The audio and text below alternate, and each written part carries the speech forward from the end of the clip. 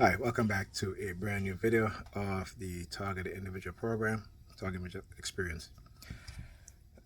So, the state and the Negropeans had to engage in one of the methods that they'll do from time to time. And I talked about this, where they will send people to uh, have a conversation.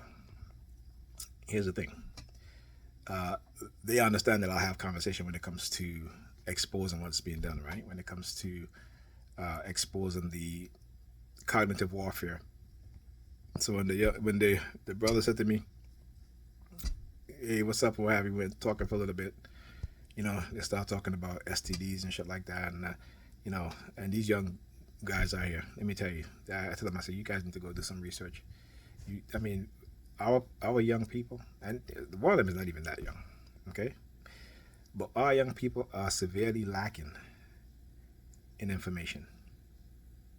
And I said to them, I said, listen, I said, hey, we were all at that point when we were younger.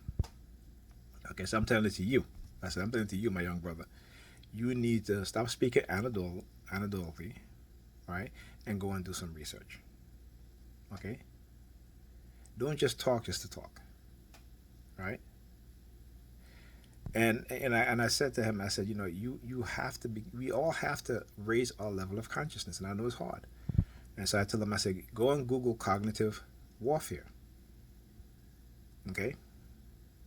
And then I told him, I said, listen, I have another conversation with you again, but I need you to go do some research. Okay?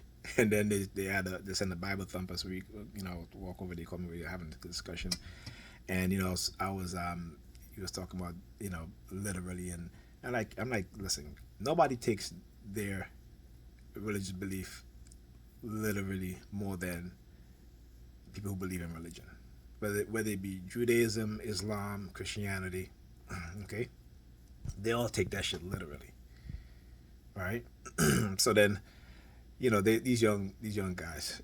He's talking about, well, you look at all the analytics and this, and I'm like, listen, man, that it doesn't this doesn't apply to what you're saying, okay? Because again, ain't no need for you to try to sound smart to me. I don't want you to sound smart. I want you to be smart, okay? I want you to talk with intelligence and not just sound like you have intelligence. I want you to be able to back up what you say with facts, not with beliefs, right? Not with your own experience that you want to attribute it to everybody else. Okay.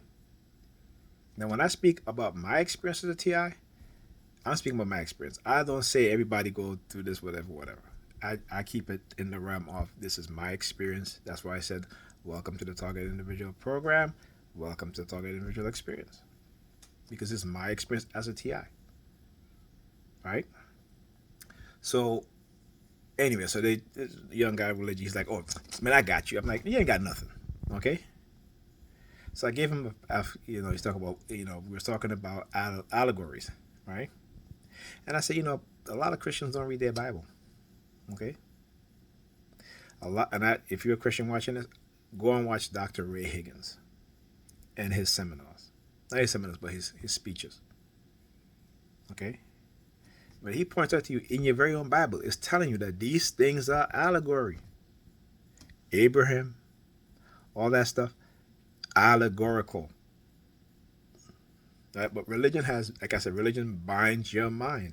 And so while I was talking, also, they were engaging in so much noise campaign. Right now, I got a slight headache, and I got to go take one of my, because I know what's coming. Right, and this is why they do it, because they want to see how you're going to react with all the noise, if you're going to stay focused and stuff like that. You know, but I'm really not up to where I need to be. Okay, and they're going to keep trying because they got to try to deprogram me, which they can never do. Right? They can never do, and they don't want to. But what they try to do is, as a TI, and again, them wanting to not accept any accountability for what they've done to me, is to create scenarios and things in where they can say, "Oh, look, they're talking to this person, they're talking to this person." I talk to them in the context of certain conversation of sharing information. That's what I do. I don't talk to them on a personal level. Okay, all right, and this doesn't happen all the time. But this is what they do. They bait you. That's why you see in the video that I post. You see the two Jewish young youth. You see what he did with his thumb? He takes his thumb and he pressed it against his jacket, that coat have you, to try to influence me. Because they think that they influence me in that aspect, right? But they're not. Okay? And anytime they give me an opportunity to drop some knowledge, right? Anytime they give me an opportunity to awaken the mind of anybody, whether it be black, white, Hispanic, what have you, yeah, I'm going to do it. Okay? I'm going to do it. Because, again, when I talk about things, like I said, I don't talk about things just to talk about it. Like I told the young brother, he was like, I was saying something and he repeated after me. I said, listen, don't repeat what I say to act like if you know. Go and do the research. Go and look it up. And I've seen this with a lot of young people. I see it even with my own son. I talk about certain things like, yeah, I know. I said, really, if you know, tell me about it. And he couldn't, and he can't. Right? But this is how they're conditioning our children, our black children. Okay? This is how they're conditioning them. That they believe that they know and they don't know. And when they say I know and you question them about it, they can't tell you.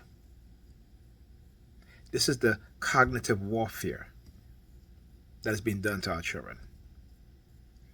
And you Negropeans, you fanatical Christian religious Negropeans, you are setting our children up for failure. And I say our children because guess what? Your children is my children too. You are setting them up for failure. Because you love white Jesus more than your own damn children.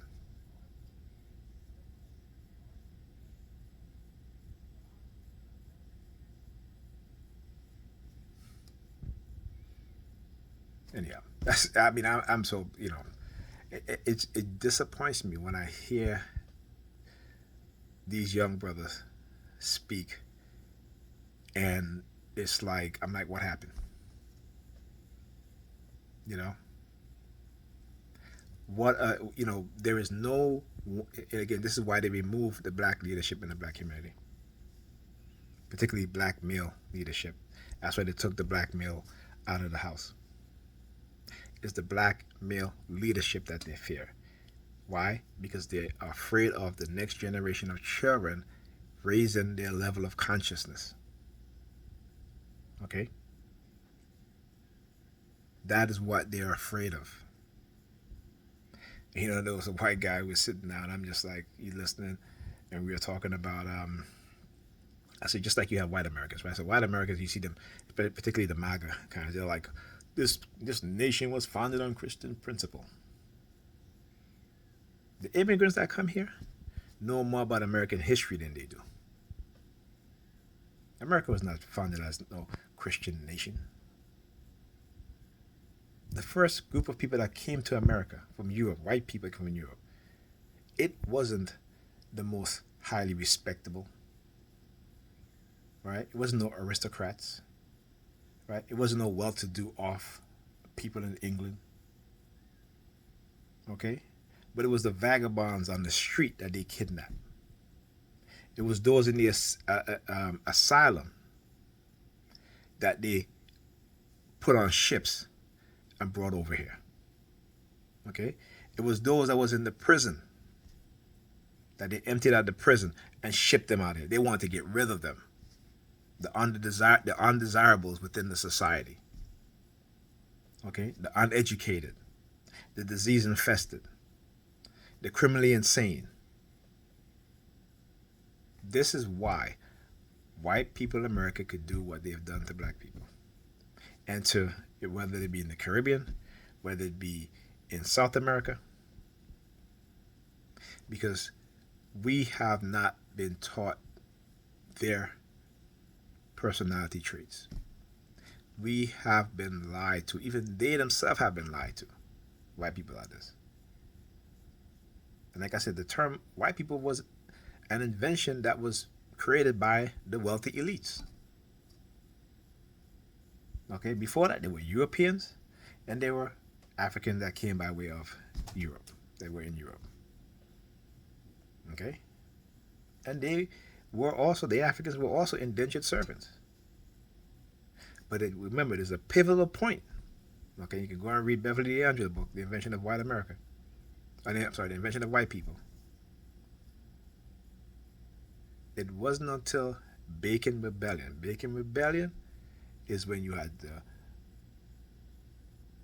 European white indentured servants and the Africans indentured servants that realized that the wealthy elites were robbing them. They were extending their uh, indentured service using tricks and tactics to lie, to accuse them of things that they didn't do in order to extend their labor and take from them. And they had enough. Go look it up. Okay? Matter of fact, I'm going to do you guys a favor. Okay, so listen. What they have done, again, this is what the white racists do. They like to lie and cover up history. So when you do the search for Bacon Rebellion, okay, there's the one there, you'll see something that come up that talks about Nathaniel Bacon and attacking Indians and stuff like that. That's a lie. Okay, Bacon Rebellion. Okay, you'll see it here. 1676, right? Bacon Rebellion in 1676 was the last major uprising of enslaved blacks and white indentured servants in colonial Virginia. One consequence of the failed rebellion was the intensification of African slavery and the social separation of blacks and white in Virginia. The origin of Bacon Rebellion rests with the conquest of the uh, Powhatan Indian Confederation, 1644 to 1646, and the Confederation lands between being dispute to the English planter class. Despite their defeat, Indians formerly associated with the Confederation continued squatting on these lands, which caused the Virginia colonists to engage in warfare against them. The military and political situation was made more complicated by the presence of African slaves who, along with indentured servants produced the colony's main crops, tobacco. Planters looked down upon the slave, indentured servants, and landless freemen, both black and white, whom they call giddy multitude. Now, this is the wealthy now. This is the planter class, the wealthy elites at that time. This is what they thought about white Europeans. At the time, there was not white Europeans. They were Europeans. And then there were the Africans, right? The Africans came to the Americas by way of, particularly North America, by way of England, right? They were living in England. They were not slaves, or they were free men of England, right? Who were Africans by way of England.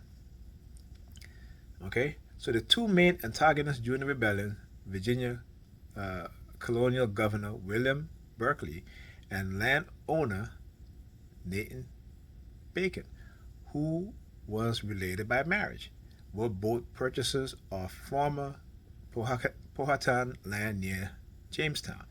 During the decades of the 1650s and the 1660s, a sizable number of indentured servants, black and white, who had completed their required indentured labor service, clamor for old Powhatan land as well, which was under the control of Berkeley and his planter class associate. Despite his elite status, Bacon joined and led these former servants in attacking peaceful Indians to acquire their land. Berkeley, however, fearing an outbreak war between whites and Indians on the frontier, jailed Bacon for a few months because of these attacks. Once released, Bacon declared himself the leader of the colony's former indentured servants, freemen, black and white. Newly arrived landless immigrants from England, Scotland, and Ireland, and enslaved blacks, all of whom bond together because of their common exploitation on the large tobacco estate. Now, you see, today, what they've done, we still have common exploitation. But when they created white people after this. They knew that poor white people and enslaved people, if black people have to be free, they were never going to unite on their common interests and common goals. Okay, so they know what they were doing, right? These people were not stupid. Okay, they know. So it says here, so understanding that the promotion of their grievance served his own interest and power and additional land. Remember, this is Bacon Rebellion, and this dude was also a landowner, right? Bacon marched on Jamestown, the colonial capital, with 500 men and confronted Governor Berkeley, who escaped. Bacon then issued his Declaration of the People on July 30, 1676. In this document, he accused Governor Berkeley of corruption and of being pro Native American. The rebellion then meandered through the late summer months. On September 19, Bacon and his followers returned to Jamestown, and my phone is going to